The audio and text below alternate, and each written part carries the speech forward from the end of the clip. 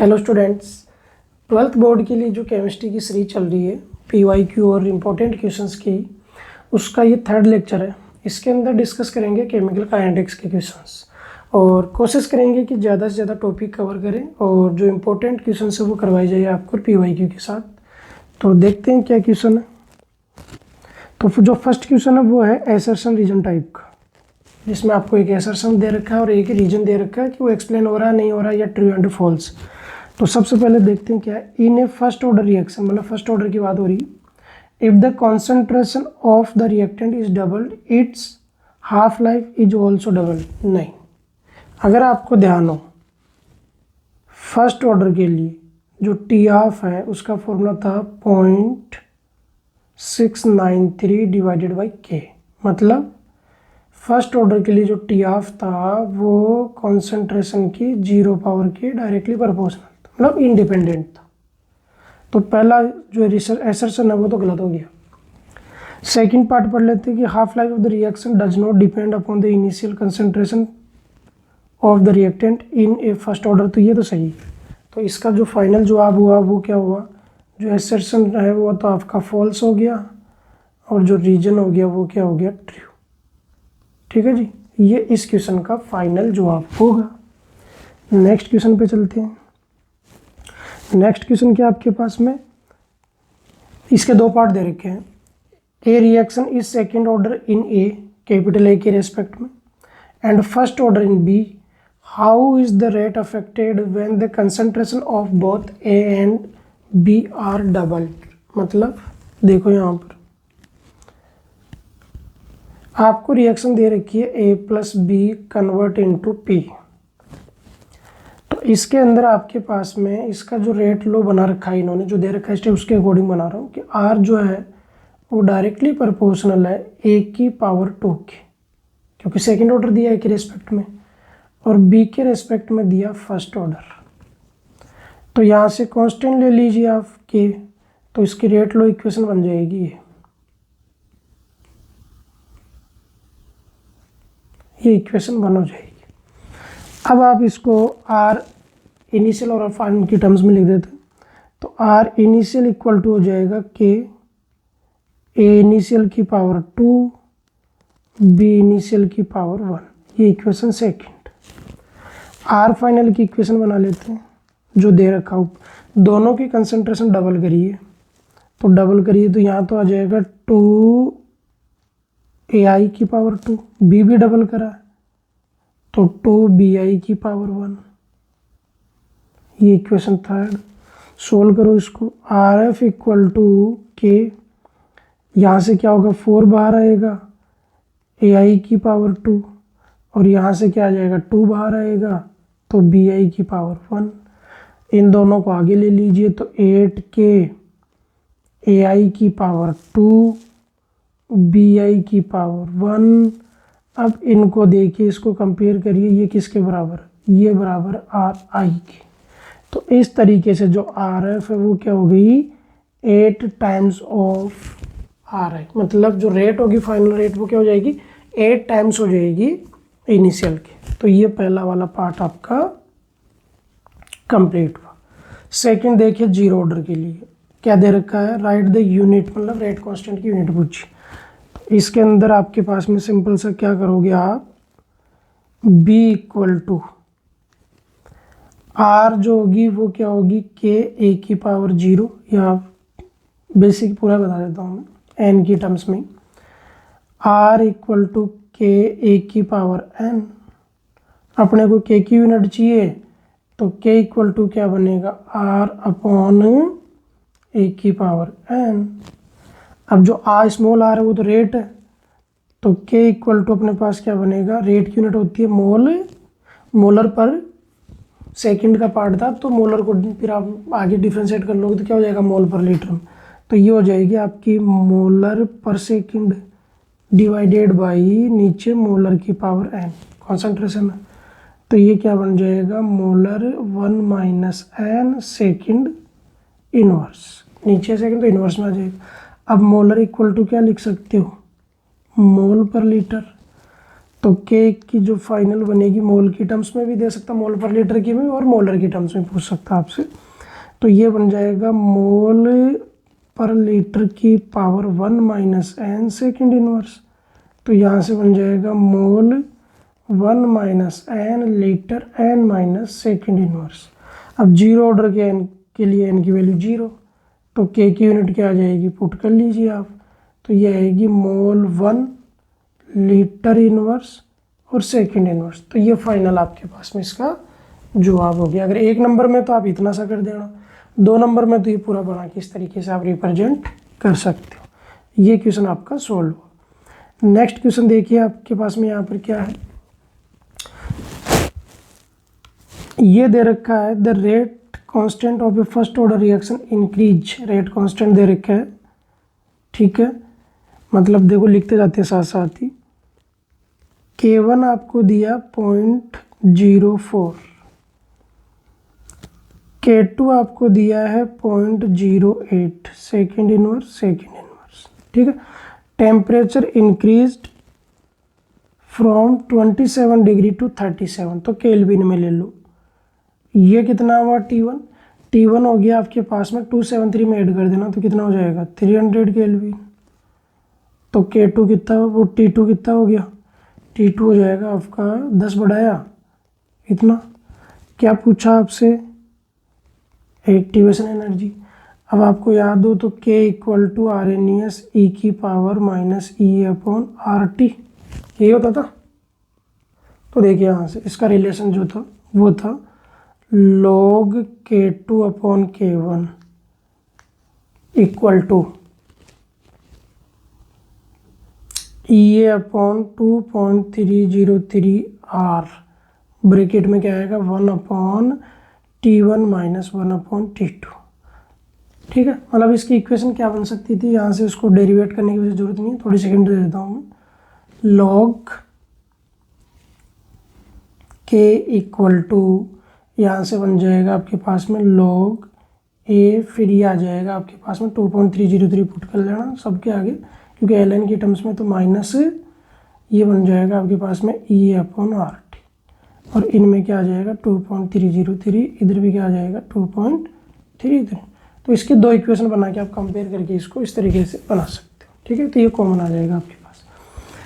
अब value put कर दीजिए, आपको डायरेक्ट दे रखा है log K2 कितना दे रखा, 0.08 divided 0.04 equal to EA, 2.303 R को मिला के पूरा ही लिखा हुआ देखो ये रहा। तो अपन डायरेक्ट यूज कर लेते हैं 19.15। T1 कितना है 300 था शायद, हाँ 300। T2 कितना है 310, ये लो। अब यहाँ से देखो क्या हुआ, ये 2 आ गया, ठीक है। 2 आया तो आपके पास में क्या बन जाएगा, log 2 कितना होता है, log, पहले इसको वापस लिख लेते 19.15, 1 अपॉन 300 माइनस 1 अपॉन 310, तो log 2 बनेगा 0.3, ठीक है। तो यहाँ से हो जाएगा अपने पास में ये 19.15, इसको सोल्व कर लेते हैं। तो इसमें क्या आएगा 310 माइनस 300 डिवाइडेड, इन दोनों को मल्टीप्लाई कर लो, तो 31 का 3 टाइम्स कितना हो गया, 31 को अगर 3 से मल्टीप्लाई करोगे तो 93 हो जाएगा। तो 93 और 4 0 आप लगा लो, ये लो। तो अभी ऊपर कितना बच जाएगा 10, तो 10 बचेगा तो क्या होगा, तो ये इक्वल टू अपने पास बन जाएगा, फाइनल में लिख रहा हूँ जो भी, तो फाइनल जो अपने पास बनेगा वो बनेगा 0.3 into 19.15 into 93 into 10⁴ divided by 10। ये इसका फाइनल जवाब होगा। कैलकुलेशन आप इसकी कर सकते हो आराम से, ठीक है। नेक्स्ट देखिए अगला क्वेश्चन क्या है। अगला क्वेश्चन आपके पास में for the reaction x + 2y convert into p the differential equation लिखनी है आपको रेट की टर्म्स के अंदर। तो देखो क्या होगा, अब आपको पता है कि जो रेट है, जो रिएक्टेंट है, रिएक्टेंट की जो कॉन्सेंट्रेशन है वो क्या होगी, जैसे जैसे टाइम बढ़ेगा तो उसके साथ क्या होती है, डिक्रीज होती है। तो उसके आगे क्या यूज करते हैं अपन, माइनस। ठीक है। दूसरा अगर बात करें अपन यहाँ पर प्रोडक्ट की, तो प्रोडक्ट की जो कॉन्सेंट्रेशन है वो टाइम के साथ क्या होगी, इंक्रीज होगी। तो वहाँ पे अपन क्या करते थे, प्लस यूज करते थे। और रेट वैसे कभी भी नेगेटिव नहीं होती, तो रिएक्टेंट के आगे नेगेटिव क्यों लगा रही, कि जो रेट माइनस आ रही है, कॉन्सेंट्रेशन का जो चेंज नेगेटिव आ रहा था, उस नेगेटिव को न्यूट्रलाइज करने के लिए, तो वो नेगेटिव नेगेटिव क्या हो जाता है, पॉजिटिव है। तो इस इक्वेशन का लिख लेते अपन क्या है, तो माइनस डी एक्स क्या है, रिएक्टेंट है तो माइनस लगेगा, तो d x divided by d t equal to, y भी रिएक्टेंट है तो -1/2 स्टोइकियोमेट्रिक कोएफिशिएंट डिवाइड में जाता है, पर मोल के हिसाब से होता है। ये हो जाएगा d y upon d t equal to p, product है तो प्रोडक्ट तो बनेगा, कोएफिशिएंट 1 है तो कोई फर्क नहीं पड़ेगा, तो ये हो जाएगा d p upon d t. तो अब देख लीजिए, इसमें से मिला लीजिए कौन कौन से ऑप्शन है। सबसे पहले देखो ये ऑप्शन 2, तो ये 2 इधर आएगा तो मतलब ये बन सकता है, मतलब क्या, minus d y upon d t, 2 को आगे दे दो तो ये बन जाएगा d p upon d t, तो ये बन सकता है। दूसरा वाला तो बन डी एक्स और डी पी तो माइनस लगा दिया पी के आगे, तो ये तो गलत हो गया। थर्ड वाला देखो डी एक्स, एक्स के आगे क्या लगाया इसने, प्लस, क्योंकि रिएक्टेंट है तो वो तो कम होगा। D y upon d t आपके पास में वाई की नहीं, जो कोएफिशिएंट है वो डिनोमिनेटर में रहेगा, तो ये भी गलत हो गया। तो इस तरीके से इस क्वेश्चन का फाइनल जो जवाब हुआ वो कौन सा हो गया, ए। तो वो इस तरीके से आप बना के निकालते हैं कि जो भी इक्वेशन बनाएंगे, जो आपके पास डिफरेंशियल इक्वेशन, तो उसमें क्या करते हैं, पर मोल के हिसाब से देखते हैं, तो स्टोइकियोमेट्रिक कोएफिशिएंट से डिवाइड करेंगे, रिएक्टेंट के आगे माइनस, प्रोडक्ट के आगे प्लस। नेक्स्ट क्वेश्चन देखो जी, ये ग्राफ का क्वेश्चन आ गया आपके पास। तो देखो यहाँ पर क्या है, log k और 1/t की टर्म्स में दे रखा है। तो आप क्या करोगे जी, इसको आरएनएस इक्वेशन से बनाया। आरएनएस इक्वेशन थी k equal to A e की power e upon R T. सबसे पहले तो ln ले लो, तो ln k equal to ln a, ये हो जाएगा आपका minus E upon R T. ठीक है, क्योंकि ln e जो होगी पावर सामने आ जाएगी, ln e हो जाएगी 1। तो अब इसमें से 2 पॉइंट log बेस 10 की टर्म में तो ले लीजिए 2.303 log k equal to 2.303 log a minus E upon R T. अब क्या करो, अपने को log k तो 2.303 से डिवाइड कर दो, तो log k equal to log a minus E upon 2.303 R T. अपने को 1/t में चाहिए तो इसको आगे ले आते, तो log k equal to minus E upon 2.303 R, और इसको 1/t को बाहर रखो और प्लस log a। कंपेयर कर लो इसको, y equal to M X plus C, तो जो स्लोप आया, स्लोप तो आ गया minus E upon 2.303 R. Intercept जो आया वो क्या है आपका log a, और y पे क्या आएगा log k, और x पे क्या आएगा 1/t। और ग्राफ कैसा बनेगा, ग्राफ कुछ ऐसा बनेगा।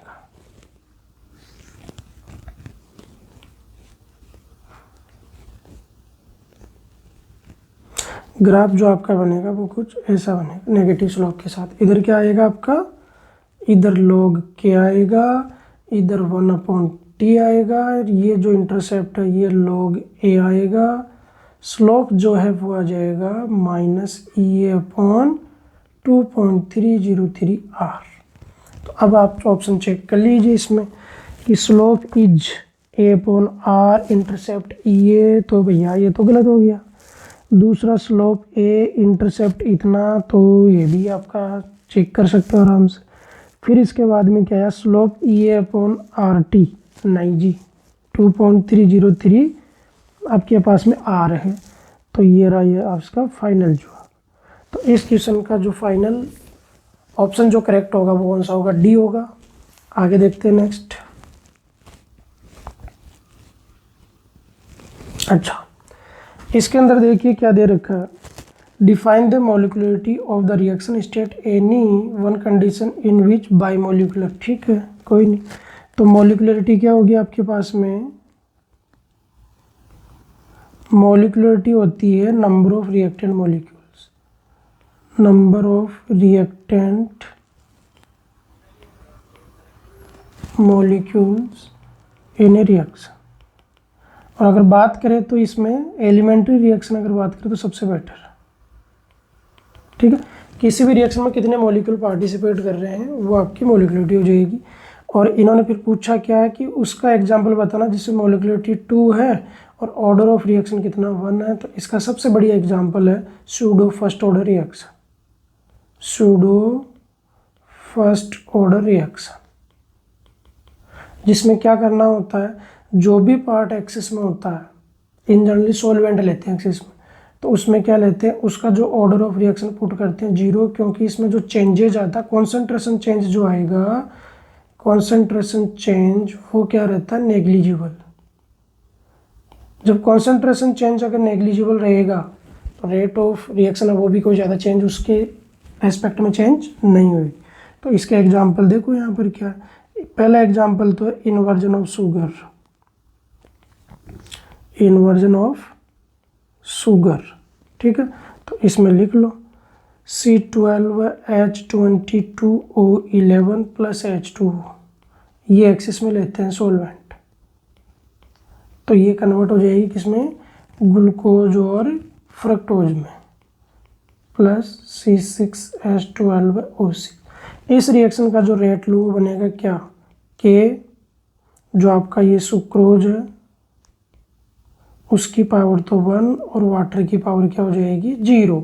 तो इस रिएक्शन की जो मॉलिक्युलरिटी वो तो हो गई 2, ऑर्डर ऑफ रिएक्शन हो गया 1। कितने एग्जाम्पल पूछे आपसे, स्टेट 1 पूछा, तो या तो ये दे देना, या दूसरा एग्जाम्पल कौन सा होता है, hydrolysis of ester, acidic medium में ध्यान रखना।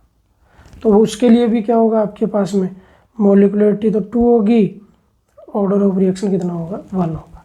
इस तरीके से ये क्वेश्चन भी आप आगे देखिए नेक्स्ट। हाँ, इस टाइप का क्वेश्चन आपके एनसीईआरटी के अंदर जो एग्जाम्पल्स है, अंदर जो इंटेक्स क्वेश्चन है वहाँ पर भी है, तो ये क्वेश्चन आपसे पूछ सकते हैं, अच्छा क्वेश्चन है। देखो यहाँ पर क्या है, the following rate data were obtain for the reaction 2NO Br2 2NO Br दे रखा है, और ये डिफरेंट एक्सपेरिमेंट के रेस्पेक्ट में आपको रेट दे रखी है। क्या क्या पूछा, इसमें 3 क्वेश्चन है, तीनों के 111 3 नंबर के। सबसे पहले तो पूछा कि दोनों के रेस्पेक्ट में ऑर्डर ऑफ रिएक्शन बनाओ। तो इस तरीके का जब भी क्वेश्चन आ जाए तो क्या करोगे, जितने एक्सपेरिमेंट दे रखे उसके लिए आपको डिफरेंट रेट लो इक्वेशंस बनानी है। एक आपको रेट लो स्टैंडर्ड जो वो एज्यूम करके फिर डाटा रख के कंपेयर करना आप। तो देखिए सबसे पहले ए part,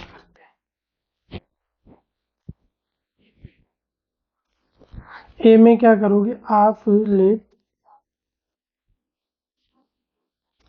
rate law equation of above reaction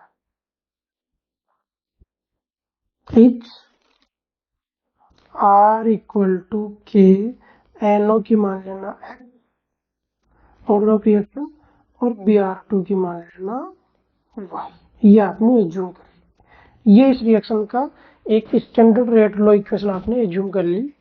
अब क्या करो, सभी एक्सपेरिमेंट के अकॉर्डिंग इसमें वैल्यू पुट कर करके डिफरेंट इक्वेशन मान लो 1 2 3। सबसे पहले लिखते R1,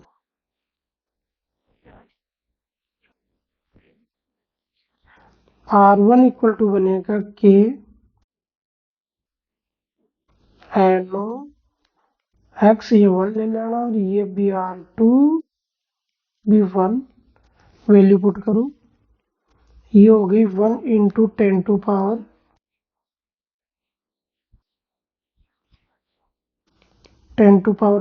3 equal to K NO की वैल्यू दे रखी है 0.05, पावर कितनी है अपनी एक्स, बी आर टू भी उतना ही, ये आपका वाई, ये इक्वेशन सेकंड। फिर आर टू की बनाओ, आर टू की बनेगी 3 इंटू 10⁻³ इक्वल टू के, इसको चेंज किया आपने बी आर टू, ये कांस्टेंट रखा, बी आर टू कितना कर दिया 3 टाइम्स, ये आपका वाई, ये इक्वेशन थर्ड हो जाएगी। तो लास्ट वाली भी कर लीजिए, तो 9 इंटू 10⁻³ इक्वल टू के, इसमें बी सॉरी इसको एनओ को चेंज किया आपने 0.15 3 टाइम्स एक्स, और ये कितना है, ये कांस्टेंट उतना है फर्स्ट वाले जैसा, ये इक्वेशन 4। अब क्या करो आप, इक्वेशन थर्ड को डिवाइड कर दो सेकंड। जब आप डिवाइड करोगे तो क्या होगा, देखो यहाँ पर डिवाइड करने पे थर्ड को डिवाइड करा है सेकंड से, ये दोनों ठीक, तो इधर मिलेगा 3 into 10⁻³ divided 1 into 10⁻³ equal to, कैसे के तो कट जाएगा और एक्स वाला पोर्शन भी कट जाएगा, क्यों, क्योंकि देखो ये पोर्शन कांस्टेंट आ रहा है तो कट जाएगा, तो जो डिफरेंट है वो लिख लेते। तो थर्ड वाले में क्या आ रहा है अपने पास में 0.15 डिवाइडेड इसकी पावर वाई और 0.05 की पावर भी वाई। सोल्व करो, इधर से क्या आएगा 3, तो ये आ गया 3/1, इधर भी कितना आएगा आपके पास में 3 आएगा, 3/1 की पावर वाई, कंपेयर कर लो, इधर पावर 1 है तो वाई की वैल्यू कितनी आ गई, ठीक है। पहला तो आपके पास में ये हो गया कि वाई की वैल्यू आ गई। अब क्या करो नेक्स्ट, आप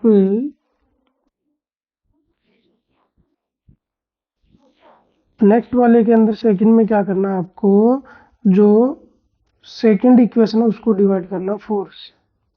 सेकंड इक्वेशन मतलब 4 वाली ये बनी थी, ठीक है, एक बार मैं भी दिखा दूंगा, देखो इधर ये रही 4 9 वाली, ठीक है, और ये रही सेकंड, इसको डिवाइड करना है, तो 9 वाली को 1 से डिवाइड करना, मतलब इसको डिवाइड करना इस, तो देखो अब क्या है, तो इसमें क्या कांस्टेंट है, इसके अंदर आपके पास में जो कांस्टेंट है वो है ये वाई वाला पोर्शन, और के कट जाएगा इसमें, ठीक है, तो बचेगा कौन, एक्स वाली टर्म्स बचेगी, तो ये बचेगा अपने पास में 9 into 10⁻³ divided 1 into 10⁻³ equal to K कट जाएगा, और ये टर्म कट जाएगी वाई वाली, सिर्फ कौन सी बचेगी एनओ वाली, मतलब बी आर टू वाली कट जाएगी, एनओ वाली बच जाएगी। तो इसमें क्या होगा आपके पास में 0.15 डिवाइडेड 0.05 की पावर एक्स, एक्स वाली टर्म बच रही है फिर भी अपने पास, तो यहाँ से करो सोल्व, तो ये कितना हो गया 9, इधर क्या आएगा आपके पास में, ये आ जाएगा 3 की पावर एक्स। अब यहाँ से इसको सोल्व कर लीजिए, तो ये क्या है 3 की पावर 2, ये कितना हो जाएगा 3 की पावर एक्स, कंपेयर कर लो, एक्स की वैल्यू कितनी आ गई 2, तो इस तरीके से ए का जो जवाब हुआ वो क्या हुआ, x equal to 2, Y equal to 1। अब बात करते हैं second question, calculate the rate constant K, तो इन तीनों में से जो सेकंड थर्ड फोर्थ इक्वेशन मैंने बनाई, इनमें से कोई सी इक्वेशन उठा लो आप, एक्स वाई की वैल्यू पुट कर दो, आंसर आ जाएगा। तो अपन क्या करते हैं सेकंड इक्वेशन से लिख देते हैं equation from equation second, equation second क्या थी 1 वाली, मतलब फर्स्ट एक्सपेरिमेंट थी वो इक्वेशन थी, ये थी आपके पास में 1 इंटू 10⁻³ इक्वल टू के, फिर यहाँ पे था 0.05 की पावर एक्स, फिर यहाँ पर भी क्या था 0.05 की पावर वाई, ये इक्वेशन थी सेकंड, देख लो ये। अब इसमें एक्स वाई की वैल्यू क्या कर देंगे पुट, तो क्या बनेगा 1 इंटू 10⁻³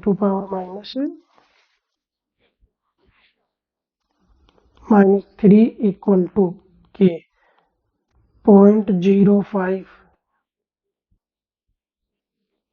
की पावर 2, इधर क्या हो जाएगी 0.1, तो यहाँ से अपने पास k क्या बन गया, ये वैल्यू इधर लाइए तो 1 इंटू 10⁻³ इधर क्या आएगा 0.05 का स्क्वायर करोगे तो कितना आएगा 25 इंटू 10⁻⁴ और 0.05 उतना ही है तो 0.05।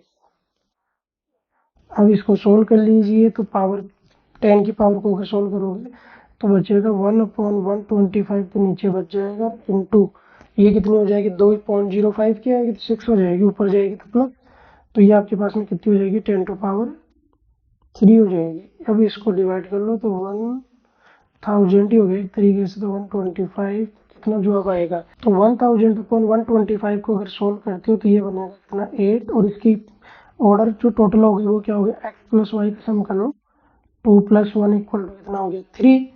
इस तरीके से इसका जो जवाब मिल जाएगा वो क्या मिलेगा मोल की पावर -2 लीटर 2 और सेकेंड इनवर्स, ये इसकी यूनिट हो जाएगी आपके पास। ठीक है, अब देखते हैं इसका सी पार्ट में देखो क्या दे रखा है।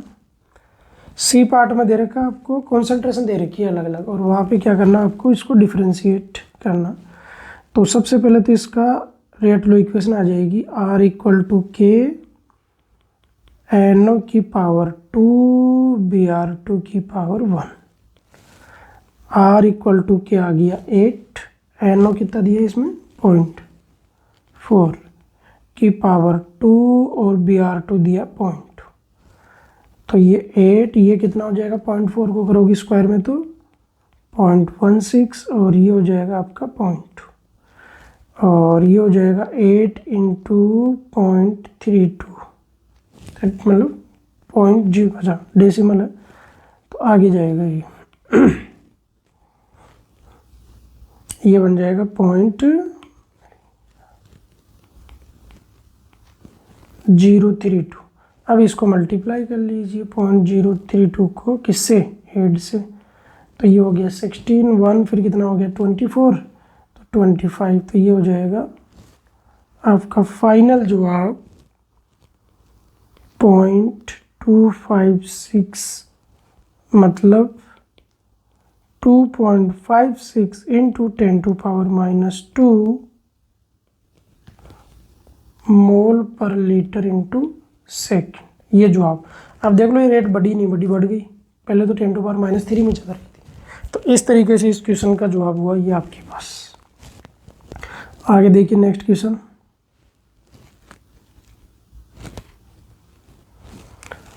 इस क्वेश्चन के अंदर दे रखा है the addition of catalyst during the reaction alter the which the follow quantity. ठीक है, कैटालिस्ट क्या करता है,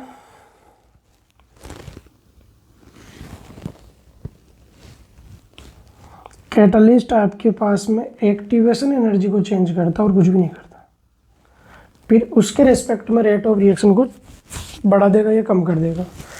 तो addition alter the which of the following quantity in the reaction, तो आपने पढ़ा होगा इस तरीके से ये रिएक्शन प्रोफाइल डायग्राम, ये आपका रिएक्टेंट, ये आपका प्रोडक्ट भी। अगर आपके पास पॉजिटिव ये होती है एक्टिवेशन एनर्जी,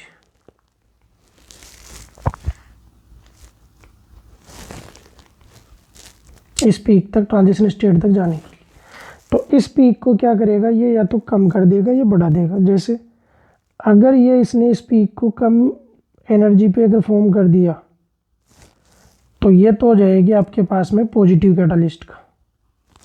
ठीक है, पॉजिटिव कैटालिस्ट। और अगर इसने इस पीक को बढ़ा दिया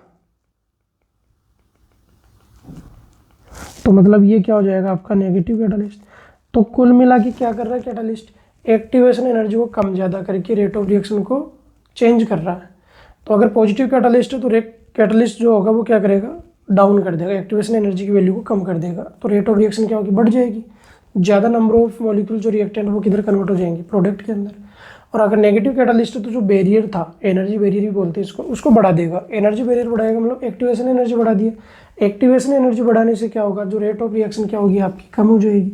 तो एक तरीके से किसको चेंज कर रहा है ये आपके पास में एक्टिवेशन एनर्जी को चेंज करता है कैटालिस्ट। ठीक है, नेक्स्ट देखिए अगला क्वेश्चन। अब बात करते हैं नेक्स्ट क्वेश्चन की। तो नेक्स्ट क्वेश्चन में देखिए यहाँ पर क्या, for the elementary reaction P and Q और रेट ऑफ डिसअपीयरेंस दे रखी है और कॉन्सेंट्रेशन चेंज दे रखा। तो देखो जी यहाँ से इसको क्या करना है, आप लिखोगे R डायरेक्टली प्रोपोर्शनल P की पावर n के इक्वेशन 1 ले लेना, और यहाँ से क्या करो, आप इसकी रेट लो इक्वेशन बना लो अननोन। तो R initial equal to K ले लेते हैं, ये P initial power n, equation second इसमें वैल्यू पुट कर लो। तो R initial equal to, R initial कुछ नहीं दे रखा तो छोड़िए आप, R फाइनल आप बना लीजिए। R फाइनल इक्वल टू क्या दिया आपके पास में, ये P फाइनल की पावर है। अब इसकी जो वैल्यू दे रखी है वो पुट कर लो आप। R फाइनल दे रखी है 8 times upon doubling the concentration of P, तो 8 टाइम्स दे रखी है R इनिशियल की, तो R फाइनल की जगह क्या पुट करोगे, R इनिशियल जो 8 टाइम्स हो जाएगी, और कॉन्सेंट्रेशन जो होगी P फाइनल वो डबल है P इनिशियल, तो यहाँ से क्या बन जाएगा K 2 times of P initial की पावर है। ये आपके पास 4 इक्वेशन होगी। क्या करना है आपको, इन दोनों को मर्ज करना। तो यहाँ से देखो जी क्या बना, या डिवाइड कर लेते हैं सीधा सीधे। तो आप क्या करो, सेकंड इक्वेशन जो है उससे डिवाइड कर दो 4। तो देखो 8 R initial divided by R initial equal to, इसमें आएगा आपके पास 2 P के को मैंने काट दिया है, पावर n डिवाइडेड बाई जो P इनिशियल है उसकी पावर n, ये कैंसिल आउट हुआ। और यहाँ से क्या करो इसको, 8 इक्वल टू 2 P इनिशियल जो आपके पास आ जाएगा, P इनिशियल भी कट जाएगा तो क्या होगा, 2 की पावर n आएगा, इसको लिख लीजिए। तो क्या हुआ, 2 की पावर 3 इक्वल टू 2 की पावर n। कंपेयर करो, ऑर्डर ऑफ रिएक्शन कितना है 3। तो इस रिएक्शन का जो जवाब हुआ वो हुआ ये, कि इसका जो ऑर्डर ऑफ रिएक्शन होगा P की टर्म्स में या P के रेस्पेक्ट में वो कितना हो जाएगा 8। ठीक है, फिर देखिए नेक्स्ट क्वेश्चन, ये है फर्स्ट ऑर्डर की जो काइनेटिक्स है उससे क्वेश्चन है। तो फर्स्ट ऑर्डर इक्वेशन जो है वो क्या होगी, वो होगी K T equal to 2.303 log A naught upon 8। तो अपने को क्या पूछा, अपने को टाइम पूछा है। 5 ग्राम इनिशियल दिया, रेड्यूस टू 2.5, तो ए नॉट तो कितना दिया है 5 ग्राम, 80 कितना दिया है 2.5 ग्राम, के कितना दिया है 1.25 इंटू 10⁻³ सेकेंड इनवर्स। ठीक है, बाकी लोग वैल्यू तो बनेगी। तो t इक्वल टू बन जाएगा 2.303 डिवाइडेड बाई के लॉग ए नॉट अपॉन 80। जो वैल्यू दे रखी है उनको पुट कर लीजिए। तो t इक्वल टू अपने पास क्या बनेगा 2.303 divided 1.25 into 10⁻³ log A not दिया अपन को 5 और 80 2.5। ठीक है, इसको सोल्व कर लीजिए, log 2 आएगा। log 2 कितना होता है 0.3 दे रखा होगा ना, पूरा ही दे रखा तो पूरा ही 0।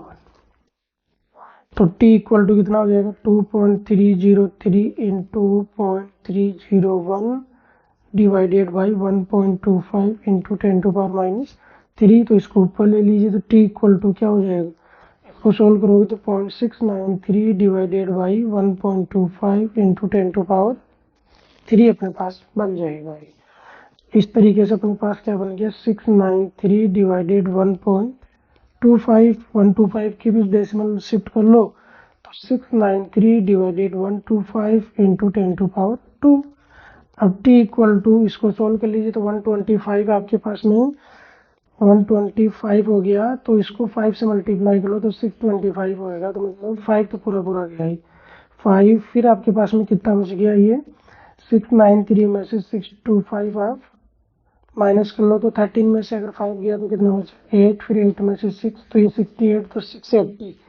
तो 680 में भी क्या होगा 5, तो 10⁻⁻, प्लस का 2 किसमें दे रखी है यूनिट सेकंड में, तो इस सेकंड में इतनी सेकंड्स आपको मिल जाएगी। मतलब 550 सेकंड चाहिए इसका हाफ करने के लिए। वैसे भी देखो सीधा सीधा ही दे रखा है, अगर आप देखो तो यहाँ पर क्या कि ये हाफ हो रहा है, तो आप टी हाफ भी निकाल सकते हो डायरेक्ट। टी हाफ के लिए क्या करना होता है, टी हाफ के लिए भी यही रिलेशन बनेगा। ये एक तरीके से क्या हो गया,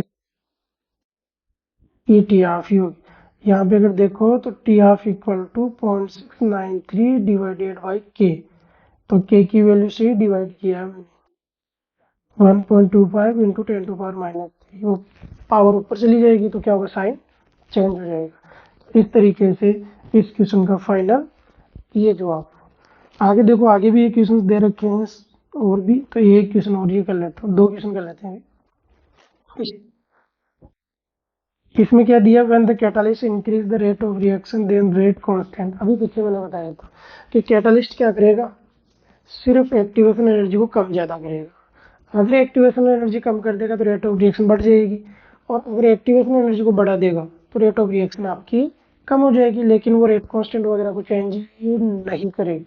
तो इस तरीके से क्या हो जाएगा, इसका रिमेन्स कांस्टेंट। अगला क्वेश्चन देखो,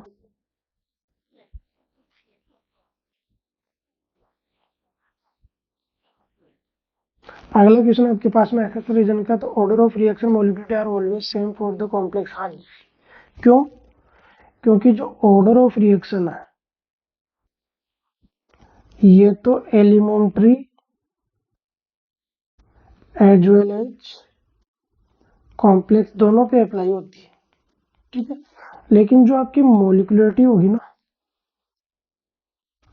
वो सिर्फ किस पे अप्लाई होती है, एलिमेंट। एलिमेंट्री के अंदर जो ऑर्डर ऑफ रिएक्शन है वही क्या हो जाएगा आपके पास मॉलिक्यूलरिटी, तो ये तो सही है। दूसरा देख लीजिए, क्या ऑर्डर इज डिटरमाइन एक्सपेरिमेंटली, ये भी सही है। और जो ऑर्डर ऑफ रिएक्शन होता है वो एक्सपेरिमेंट से डिसाइड होता है, और मॉलिक्यूलरिटी जो होती है वो तो थ्योरेटिकल होता है, देख लिया कि आपने कितने रिएक्टेंट मॉलिक्यूल्स है, 2 है, 3 है, 4 है, उस हिसाब से आप उसको डिफाइन कर देते। और molecularity is applicable only for elementary reaction, तो ये मैंने पहले आपको एक्सप्लेन कर दिया। तो इस तरीके से ये भी आपका करेक्ट हुआ, ठीक। इस तरीके से इसके क्वेश्चन से 1-2 क्वेश्चन और होंगे, ये भी आपके फर्स्ट ऑर्डर का जो पीछे क्वेश्चन करा था उसी पैटर्न का है। तो बाकी ये जो क्वेश्चन आप सारे के सारे लगभग टॉपिक पूरे कवर होंगे। देखो, रेट ऑफ रिएक्शन सबसे पहले जो बनता है, रेट वाला पार्ट वो हो गया। जीरो ऑर्डर जो आपके पास में जीरो ऑर्डर का रेट कांस्टेंट वगैरह उस तरीके से हो गया। के आपके पास में फर्स्ट ऑर्डर की क्वेश्चन आई गए। सूडो फर्स्ट ऑर्डर जो आई गया उसके अंदर क्या पूछा था आपसे कि ऐसी कौन सी रिएक्शंस है जिनका ऑर्डर ऑफ रिएक्शन तो 1 होगा, मॉलिक्यूलरिटी 2 होगा, वहाँ पे आ गया। उसका न्यूमेरिकल आ गया आपके पास में, आरएनएस का ग्राफ का क्वेश्चन आ गया, और आपके पास न्यूमेरिकल भी आ गया कि लॉग K2/K1 वाला पोर्शन आ गया। और इसका कैटलिस्ट का जो इफेक्ट है वो भी आपका लगभग सारे क्वेश्चन आपके पास में। ये ऑर्डर ऑफ रिएक्शन का क्वेश्चन भी आ गया कि मॉलिक्यूलर ऑर्डर ऑफ रिएक्शन में क्या क्या डिफरेंस होंगे, तो उसके अंदर भी।